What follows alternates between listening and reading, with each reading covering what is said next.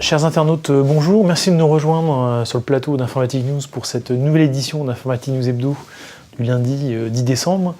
Et pour décrypter et analyser l'actualité de la semaine passée, je suis en compagnie de Guy Hervier. Bonjour Guy. Bonjour Jean-François. Alors Guy, cette semaine, on passe rapidement, comme désormais c'est l'habitude, quelques actualités en bref. Alors premier sujet qui avait retenu votre attention, c'est les constructeurs télécoms, et non pas informatiques, qui sont en train de nous vendre, ou en tout cas de passer à la 5G, et ce, alors que le MWC à Barcelone va arriver maintenant dans quelques mois, hein, enfin 2 mois, c'est en février. Exactement.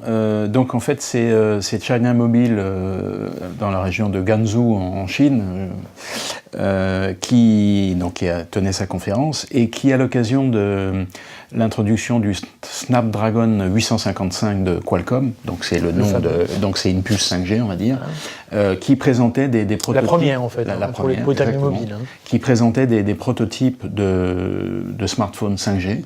Et là, c'est tous les fournisseurs de mobiles chinois, à l'exception de Huawei d'ailleurs, qui n'étaient pas mentionnés. Mais il y avait, alors c'est des noms qu'on ne connaît pas bien, hein. Il y a Xiaomi qu'on connaît, mais il y a Oppo, Vivo, ZTE, on en a parlé un peu avec l'histoire avec les États-Unis. Mais tous ces fournisseurs-là ont présenté des prototypes de smartphones 5G, bon, ce ne sont que des prototypes, mais ça montre qu'on y est déjà. Et évidemment, ça nous rappelle que Samsung avait déjà lui annoncé qu'il serait prêt en premier semestre 2019. En revanche, Apple a dit que c'était pour 2020. Il faisait un peu l'impasse de la 5G. Alors, les observateurs faisaient remarquer que pour la 3G, la 4G, ils avaient eu la même démarche, ça leur avait pas nui.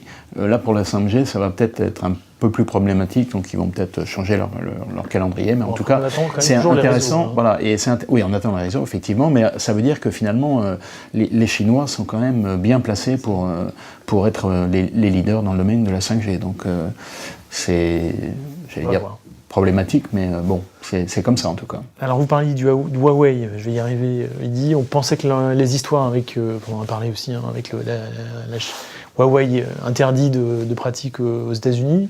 Et j'allais dire, c'est le retour, parce que la fille du cofondateur, hein, c'est ça, voilà, a été emprisonnée, elle a été arrêtée au Canada. Vous allez un peu vite en besogne. Elle a été arrêtée au Canada, et donc menace d'extradition aux États-Unis. Exactement. Alors la raison, en fait, donc voilà. Comme vous le disiez, c'est la fille du fondateur, qui est très proche du gouvernement chinois, hein, oui, bien sûr, et elle est en même temps CFO, donc directeur financier de l'entreprise. Et il se trouve qu'elle était au Canada, et donc les Américains, d'ailleurs c'est arrivé le même jour que Donald Trump rencontrait Xi Jinping, a demandé l'extradition de cette responsable de Huawei au motif que Huawei en fait avait commercé avec l'Iran.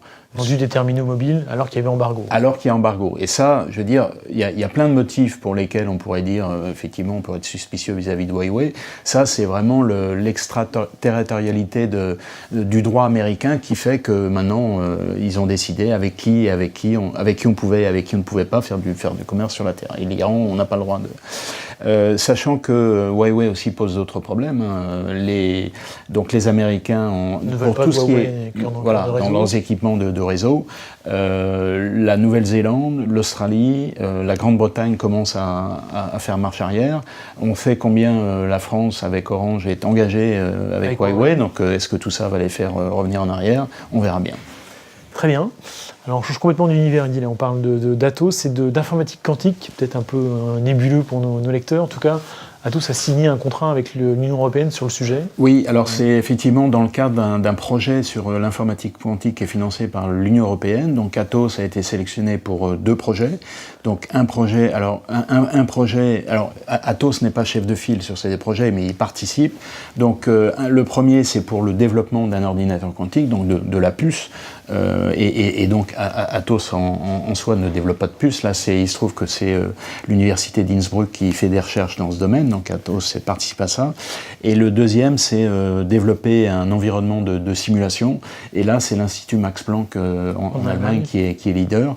Donc je dirais que bon, c'est une nouvelle fois, Atos s'est déjà fait remarquer à de nombreuses reprises sur ses avancées dans le domaine de l'informatique quantique, et en particulier en termes de simulation, puisqu'il propose un ordinateur traditionnel qui fait comme s'il était un ordinateur quantique. Ouais. Donc ça montre quand même l'expertise d'Atos, bon, Atos ex-Bull, évidemment. On le rappelle. Autre sujet, alors là on passe un peu dans un univers différent, le SIGREF qui, comme chacun le sait, qui regroupe l'ensemble des DSI, des grands comptes français, propose l'open source comme une alternative crédible aux éditeurs traditionnels. Effectivement, c'est très intéressant parce que je dirais que c'est une prise de position officielle du SIGREF, le représentant des grandes entreprises françaises, enfin des DSI des grandes entreprises françaises.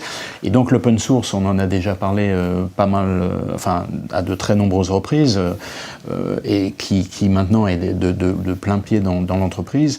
Et donc le SIGREF, en fait, ne serait-ce que par le titre de son rapport, montre bien que l'open source aujourd'hui est du logiciel mature, et pour deux raisons. Donc, pourquoi il propose ça ?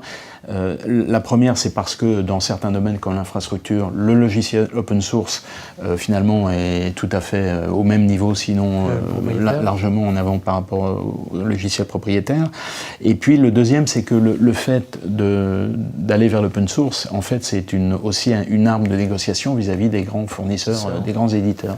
Et ça fait suite à un rapport qu'a publié le SIGREF il n'y a pas si longtemps, où en gros, il se plaignait, entre guillemets, des comportements des grands éditeurs, rapport de force qu'il y a entre les entreprises et les grands éditeurs, qu'on connaît, c'est Microsoft, IBM, SAP, Oracle en premier.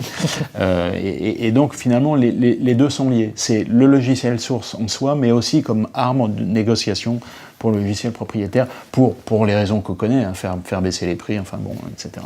On comprend mieux le mouvement d'IBM avec le rachat de Red Hat, c'est absolument pour plus de pertinence. Et on conclut sur cette passage en bref de l'actualité sur la taxation des GAFA. Il y avait un projet porté par la France, et finalement tout ça a un peu fait pchit, pour reprendre une expression. Exactement. Donc président Bruno Le Maire s'était fait fort de faire passer cette taxe sur les GAFA. Donc l'idée, c'était de taxer sur le chiffre d'affaires des GAFA en Europe. Donc, je crois qu'on avait parlé de 3%. Il y a eu une réunion la semaine dernière avec les ministres de l'économie des différents pays de l'Union européenne, et finalement en gros on a décidé de ne pas décider et de reporter ça à plus tard. Les raisons, c'est principalement les pays d'Europe du Nord, l'Irlande, évidemment, l'Irlande qui veut attirer toutes ces entreprises, et puis l'Allemagne. L'Allemagne, quand même. L'Allemagne a été, alors on dit tiède, mais certainement a été moteur, a préféré laisser les autres, mais en tout cas a été aussi aux manettes. Et la raison en est simple, c'est qu'en fait l'Allemagne est un gros exportateur, en particulier de voitures aux États-Unis, et donc a peur d'un retour de bâton. Donc Angela Merkel a dû mettre le holà en disant non, c'est pas pour maintenant. Donc d'ailleurs j'ai failli le mettre en coup de gueule, parce qu'on était assez motivé et enthousiaste sur cette taxe. Bon, c'est pas le sujet actuel qu'il faut mentionner, mais en tout cas ça semblait relativement cohérent, et puis ça va pas se faire. Bon, écoutez, suite au prochain épisode. On revient sur une actualité que vous avez mentionné lors de l'émission précédente, à savoir le grand show du Syntec numérique, avec l'annonce des chiffres d'affaires, des évolutions de chiffres d'affaires des principales ESN françaises, et ma foi, ça se porte plutôt pas mal. Ça se passe plutôt bien. En fait, beaucoup de chiffres, on va en donner que quelques-uns, parce que sinon on va noyer nos auditeurs. Pour cette année, 2018, une croissance de 4,1, c'est à peu près le double de l'économie. Pour l'année prochaine, un peu moins, 3,9, donc ça diminue, mais bon, c'est l'épaisseur de la feuille de papier à cigarette. Donc c'est quand même une croissance qui est assez soutenue. Il y a 3 grandes activités. C'est principalement le conseil en technologie qui est le plus dynamique, devant les éditeurs. Les éditeurs, on en parle beaucoup en ce moment, les éditeurs français qui se font racheter par les éditeurs étrangers. Et puis, tout ce qui est conseil et services, bon, en gros, c'est un peu le tout venant qui est assez un peu derrière. La filière représente, alors en 2017, elle a embauché 28 000 personnes, c'est le chiffre le plus élevé depuis très longtemps, d'ailleurs depuis toujours peut-être. 28, donc c'est quand même, ça c'est le nombre d'embauches nettes. Donc c'est important, et on arrive à, je dirais, un ensemble d'activités qui représente près de 500 000 personnes, et la plupart du temps c'est des personnes qui sont assez fortement diplômées, enfin, sont principalement des cadres, donc c'est un secteur qui commence à peser assez lourd, et évidemment ça ne surprendra personne. Ce qui est le plus dynamique dans tout ça, c'est bon, ce que le Syntec, mais pas seulement le Syntec, les fournisseurs en général appellent les SMACs, donc c'est donc tout ce qui est social, mobilité, analytics, cloud et sécurité, et ça évolue plutôt de l'ordre de 15%, et donc tout ça, en fait, quand on parle de transformation numérique, il y a beaucoup de tout ça qui est concerné, donc cet ensemble de technologies représente maintenant près de 30% de l'ensemble de l'activité, donc ça devient quand même assez important. Donc je dirais que c'est un secteur qui continue sur sa lancée et qui reste encore un secteur assez prometteur. Bonne nouvelle pour nos lecteurs finalement, puisqu'ils sont partie prenante de ce marché et de ce secteur. Ça c'était pour la semaine passée. Pour la semaine, sur l'événement de la semaine, c'est Happy Days. Alors c'est pas la fameuse série, hein, c'est ou la chanson. Oui. Son nom indique un salon ou un événement dédié aux API. Alors effectivement, c'est les API qui se tient ces semaines au beffroi de Montrouge, et donc je dirais que c'est juste en fait la concrétisation de ce dont on parle depuis un certain temps, c'est-à-dire que maintenant, je dirais que les API sont un des moyens d'interconnexion des différents systèmes, donc ce sera l'occasion pour peut-être parmi nos lecteurs qui iront là-bas de faire le point sur l'évolution de ces technologies, et puis aussi ce qui est important, c'est la gestion des API, c'est-à-dire c'est pas seulement le fait que l'ensemble des fournisseurs ouvrent leurs API, mais après c'est comment on fait pour les gérer, les maintenir, etc. Donc c'est assez compliqué. Donc c'est une manifestation qui évidemment intéressera nos lecteurs. Beaucoup de nos lecteurs. Et puis on conclut sur un coup de gueule, et on parle encore de sécurité, Guy, toujours encore des liquides. Et là pour le prix d'un, on en a 2 cette semaine, puisqu'il y a eu d'abord Marriott, les hôtels Marriott, donc là c'est 500 millions de comptes. Donc puis des données quand même assez complètes, parce que chez un hôtelier, on laisse le passeport, le carte de crédit. Alors on ne sait pas exactement qu'est-ce qui a été hacké dans tout ça, mais 500 millions de comptes, d'ailleurs on était un peu surpris, parce que on se disait pas que Marriott avait 500 millions de clients et prospects, mais voilà, c'est exactement. Donc ça c'est important. Donc on se disait bon, pour la semaine on a l'événement, puis non. Quora s'est lui aussi manifesté, donc là on est à 100 millions, et Quora, donc pour nos lecteurs qui ne le sauraient pas, en fait c'est un éditeur de questions-réponses sur le web. Donc en gros, si vous voulez mettre...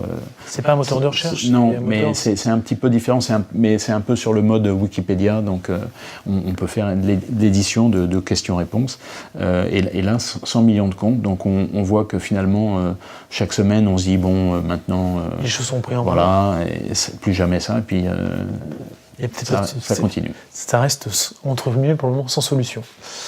Eh bien, écoutez Guy, merci pour cette synthèse. Je propose à nos lecteurs de nous retrouver la semaine prochaine pour une nouvelle édition d'Informatic News Hebdo. À très bientôt. Merci.